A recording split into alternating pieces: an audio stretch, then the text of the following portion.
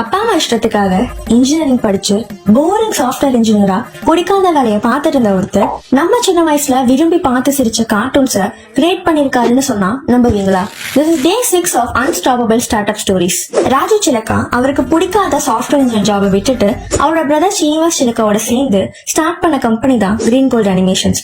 Initial டேஸ்ல no project no shows. அவரோட first show Bongo for DD national channel. ஆனா இந்த ஷோக்கு எக்ஸ்பெக்ட் பண்ண அளவுக்கு ரீச் கிடைக்கல. டிஃப்ரெண்டா பண்ணாமனு தான் ஹிஸ்டாரிக் ஸ்டோரிஸா அனிமேட் பண்ண ஸ்டார்ட் பண்றாரு.